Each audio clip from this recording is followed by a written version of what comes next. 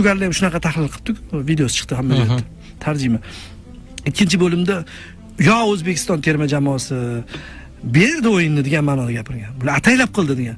Yoki degan O'zbekiston rostdan markazdan bo'ladigan bosimga tayyor emas ekan. Shunaqa qilishimiz kerak, balkim qilib ko'rishimiz kerak deb ular ham tahlil qilib yotibdi. Portugaliyani shunaqa jiddiy O'zbekiston haqida Kolumbiyaliklar ham shunaqa tahlil. G'alati bo'lib ketdim bor-ku. Unaqa chunki Kolumbiyalar bemalol deyapti. Kongo ustimizdan kulib tashadi. Kongo mana eng hozir shuni aytganinglar degan ma'noda gapirdi-da. 3-o'rin uchun emas dedi. Kongo o'zi da'vosi ham bor. Normal, ikkala olamiz, bir olamiz degan. Ular qattiq, lekin bu 3 ta raqibimiz ichida Portugaliya ehtiyotkor turibdi, mensib turibdi.